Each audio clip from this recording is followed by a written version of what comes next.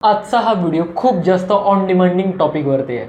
म्हणजे फेसबुकवरती ads run केल्या, leads आल्या, पण त्या लीड्स कन्वर्ट होत नाही आहेत. आजच्या या व्हिडिओमध्ये मी तुम्हाला एक असं फ्रेमवर्क देणार आहे. या फ्रेमवर्कच्या माध्यमातून जर हे तुम्ही अप्लाय केलं की नाही तर तुमचं ॲव्हरेज 10 ते 20% कन्व्हर्जन आरामात होऊन जाणार आहे. आज या व्हिडिओमध्ये आपण ह्या गोष्टी कव्हर करूयात की नेमकं आपलं चुकतं कुठे. आपण ॲड रन करतो, लीड्स जनरेट करतो आणि मग कन्वर्ट का होत नाहीत याचं रिझन आजच्या या व्हिडिओमध्ये तुम्हाला मिळणार आहे. व्हिडिओला सुरू करण्यापूर्वी तुमच्या सर्वांना एक रिक्वेस्ट असेल, जर चॅनलवरती तुम्ही नवीन असाल तर आपल्या चॅनलला सबस्क्राईब करा.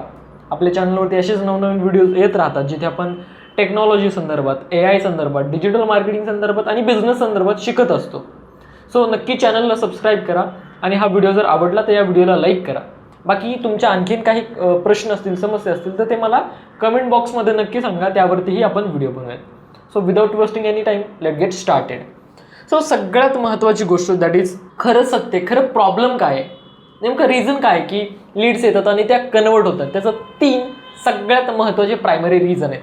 दॅट इज काय की लीड म्हणजे कस्टमर नव्हे. लीड म्हणजे काय? लीड म्हणजे तो व्यक्ती तुमच्या प्रोडक्टमध्ये इंटरेस्टेड आहे. त्या व्यक्तीला तुमचं प्रोडक्ट हवे किंवा तुमची सर्व्हिस हवे. तो परचेस करू शकतो, पण तो परचेस करणारच आहे असं नाही. ॲव्हरेज कन्व्हर्जन हे 10% असतं. म्हणजे 100 लीड जर आल्या तर 10 लोक तुमचं प्रोडक्ट घेतात. म्हणजे प्रत्येक लीड, प्रत्येक इन्क्वायरी ही कस्टमर बनू शकत नाही. त्यातले 10 ते 20 लोकच तुमचे कस्टमर बनू शकतात. सर्वात पहिल्यांदा तर ही गोष्ट आपल्याला लक्षात घ्यायची आहे. त्यानंतर दुसरी गोष्ट काय असते माहिती का? दुसरी गोष्ट, लीड म्हणजे इंटरेस्टेड लोक, पण याच इंटरेस्टेड लोकांना तुमच्यावरती विश्वास नसतो. बोला काय करायचं आता? ह्या लोकांचा विश्वास जिंकायचा. आता पुढे हळूहळू मी जाऊन सांगेल की विश्वास कसा जिंकायचा. आपल्याला सर्वात महत्त्वाची गोष्ट काय की आपण लोकांचा विश्वास जिंकण्याच्या पाठीमागे जातच नाही. आपण डायरेक्ट प्रोडक्ट विकायला जातो. डायरेक्ट जर प्रोडक्ट विकण्याचा प्रयत्न केला तर प्रोडक्ट विकणं थोडंसं अवघड आहे. आणि तिसरं म्हणजे प्रॉब्लेम क्वालिटी लीडमध्ये नाही आहे, प्रॉब्लेम आहे लीड्सच्या हँडलिंगमध्ये. म्हणजे लीड आली की त्या लीडला व्यवस्थित हँडल कसं करायचं हे आपल्याला माहिती पाहिजे. सो सर्वात पहिली चूक काय असते माहिती का? पहिला रिस्पॉन्स एकदम स्लो असतो आणि एकदम वीक असतो. म्हणजे नेमकं काय होतं, एखाद्याने तुम्हाला मेसेज केला तर आपण त्याला रिप्लाय खूप जास्त लेट करतो. ड्राय टोनमध्ये मेसेज आपण, म्हणजे एखाद्याने हाय केलं तर कसं होतं, बऱ्याचदा आपण आपल्या व्यवसायामध्ये अडकलेलो असतो, आपण आपल्या बिझनेसमध्ये गुंतलेलो असतो. एखाद्याने तुम्हाला हाय मेसेज केला तर त्याचा रिप्लायच आपण 12 तासानंतर देतो. तर हे सर्वात पहिल्यांदा अवॉइड करायचं आहे. फर्स्ट कम फर्स्ट सर्व हा रूल मार्केटिंगमध्ये खूप जास्त महत्त्वाचा आहे. जो व्यक्ती पहिल्यांदा येतो की नाही तर त्याला पहिल्यांदा बोला. 5-10 मिनिटात जर त्याला रिप्लाय केला ना तर त्या व्यक्तीला काय वाटतं की यार हा माणूस आहे, खरं उपयोगाचा माणूस, आपल्याला व्यवस्थित रिप्लाय करतो, मेसेज करतो. एक ह्युमन सायकोलॉजी एक कशी असते माहिती आहे का? एखाद्याला जर तुम्ही मेसेज केला आहे आणि त्याचा रिप्लाय जर तुम्हाला 12 तासानंतर, 1 दिवसानंतर, 2 दिवसानंतर मिळाला तर बेसिकली एक व्यक्ती कसा विचार करतो, तुमचा कस्टमर कसा विचार करतो, यार मी याच्याकडे प्रोडक्टसाठी, सर्व्हिससाठी इन्क्वायरी केली आहे आणि मला याला बोलण्यासाठीच 2 दिवस लागत आहेत. जर मी यांचं प्रोडक्ट परचेस केलं, मी यांची सर्व्हिस परचेस केली आणि इन केस मला जर काही प्रॉब्लेम आला तर यांच्याकडून सपोर्टच मिळणार नाही. ही लोकांची विचार करण्याची पद्धत आहे आणि अगदी बरोबर आहे. आपण लोकांच्या विचार करण्याच्या पद्धतीला काहीच करू शकत नाही, पण आपण आपल्यामध्ये सुधारणा मात्र नक्की करू शकतो. आणि कसं असतं की लोकांची आज अशी एक मेंटॅलिटी बनलेली आहे की आज कोणाकडेच इतका वेळ नाही हो. जो येतोय त्याला परफेक्टली बोला, परफेक्टली 5-10 मिनिटांमध्ये रिप्लाय द्या, मग तुमचं पुढचं कॉन्व्हर्सेशन खूप चांगल्या पद्धतीने होतं. मग योग्य पद्धत काय आहे की ज्याचा पहिल्यांदा रिस्पॉन्स येतो त्याला तुम्ही 5-10 मिनिटांमध्ये रिप्लाय द्या, वॉर्म टोनमध्ये रिप्लाय द्या आणि क्लिअर डिरेक्शन द्या की तुम्ही कोण आहात, तुम्ही काय करता, तुमचं प्रोडक्ट काय आहे, तुमचं प्रोडक्ट कशा प्रकारे काम करतं. एकदाच बनवलेलं भरमसाठ टेम्पलेट त्याच्यावरती थापू नका, 10-15 मेसेजेस एकदम टाकू नका. हळूहळू शांतीत शिस्तीत त्याच्याशी बोला. त्याच्यानंतरचा दुसरा आणि सगळ्यात महत्त्वाचा पार्ट आहे की कॉन्टेक्स्ट घेतला नाही तर प्राईसचा काय अर्थ. आता याचा अर्थ काय? सगळ्यांना सेम प्राईस सांगणे. लीड कन्फ्यूज होते की माझ्यासाठी काय उपयोगाचं आहे. भरपूर वेळा ही गोष्ट मी माझ्या बिझनेसमध्ये पण अनुभवली आहे की माझे 2 ते 3 प्रोडक्ट सुरुवातीला होते. माझ्या डिजिटल मार्केटिंग सर्व्हिसेसची प्राईस सेमच होती, त्याच्यानंतर माझ्या कोर्सची पण प्राईस सेमच होती आणि माझ्या वेबसाईट डेव्हलपमेंटच्या कोर्सची पण प्राईस सेमच होती. लोक कन्फ्यूज झाली हो की मी नेमकं काय करावं, मी सर्व्हिस घ्यावी की मी शिकावं. सो लोकांना कन्फ्यूज करू नका. लोकांना काय द्या, 2 ते 3 डिस्कवरी ऑप्शन्स द्या. त्यांना प्रश्न विचारा की सध्या सर तुमची गरज काय आहे, त्याच्यानंतर बजेट किती आहे, टाईमलाईन काय आहे, मग प्राईस सांगा. मग तो व्यक्ती समजून घेईल की हां ठीक आहे, याला इतकी प्राईस ओके आहे.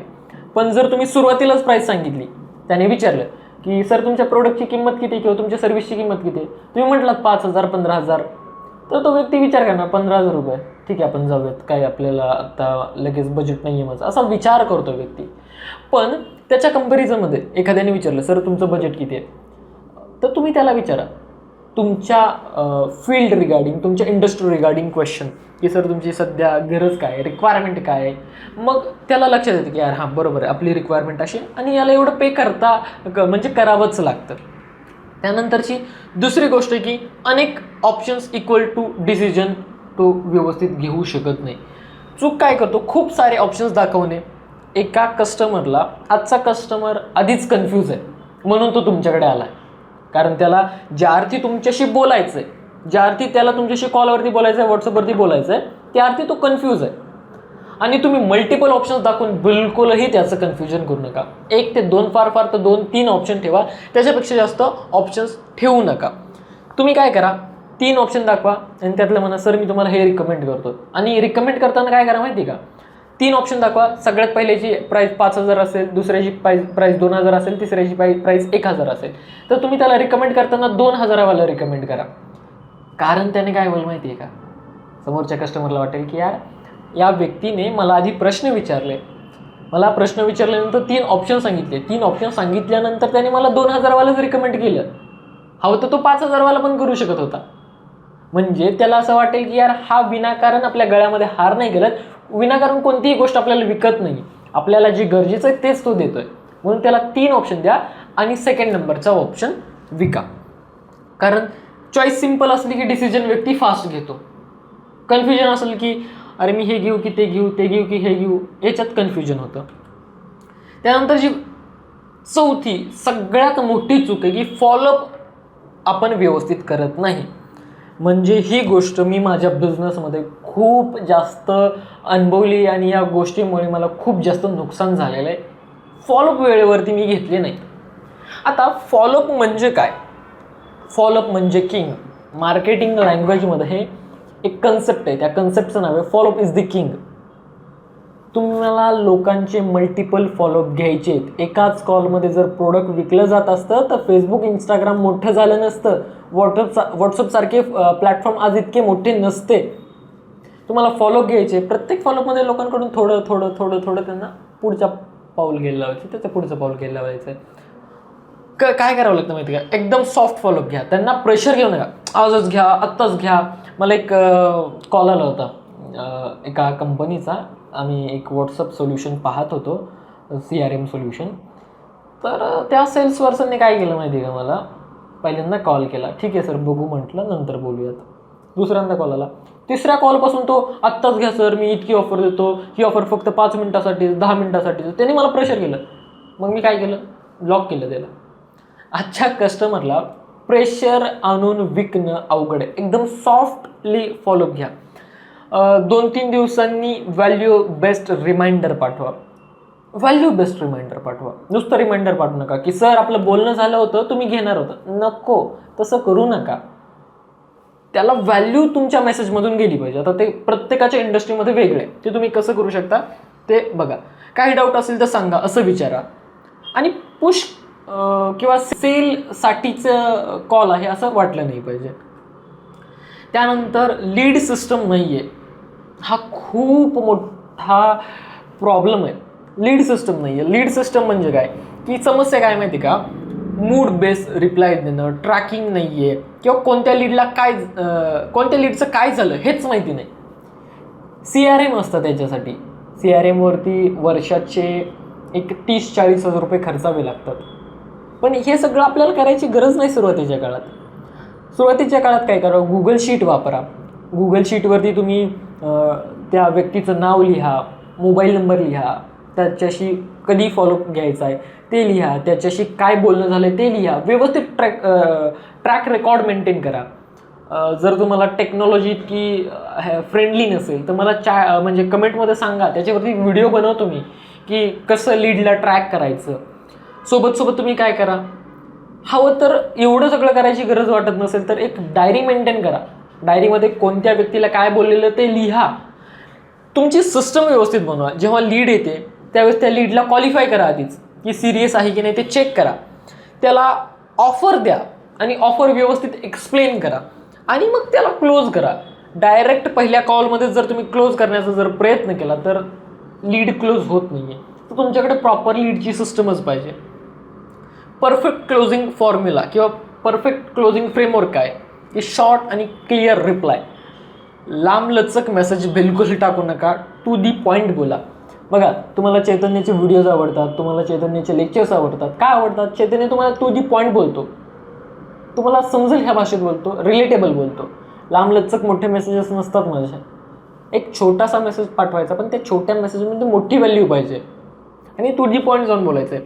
क्वेश्चन ड्रिव्हन चॅट असली पाहिजे. सतत लोकांना प्रश्न विचारा, त्यांच्या गरजा समजून घ्या, त्यांच्याकडून इनपुट्स घ्या आणि त्या इनपुट्सनुसार तुमचं प्रोडक्ट डेव्हलप करा, तुमचं सेल्स स्क्रिप्ट डेव्हलप करा. त्यानंतर क्लिअर नेक्स्ट स्टेप. कॉल करायचा आहे, पेमेंट करायचं आहे, मीटिंग ठरवायची, हे नेमकं काय करायचं आहे हे समोरच्याला पण क्लिअर पाहिजे. ओके, सो लक्षात ठेवा, लीडला काय करायचं आहे, काय करायचं आहे हे कन्फ्युजनमध्ये ठेवू नका. सोपं आणि स्पष्ट मार्गदर्शन करा. आता तुम्हाला रिअल लाईफ एक्झाम्पल सांगतो, सिस्टमने काय बदललं. आधी इथे एक तुम्हाला तुमच्या स्क्रीनवर एक चार्ट दिसतोय. इथे आधीचं आहे, सिस्टमच्या आधीचं आहे, सिस्टमच्या नंतरचं आहे. एका क्लायंटचा रिअल रेशो मी इथं शेअर करतो तुमच्यासोबत. आधी त्यांच्याला 20 लीड्स होत्या पर वीक. ते 20 लीड जनरेट करायचे कारण त्यांना कॉल करणं पॉसिबल नव्हतं. हाय तिकीट क्लायंट होते इंटेरियरचे. तर at the end of the month, at the end of the week 0 sales असायचे. जेव्हा त्यांनी सिस्टम व्यवस्थित मेंटेन केलं, जेव्हा फॉलोअप्स त्यांनी घेतले तर 20 पैकी 6 लोकांचं कन्व्हर्जन झालं.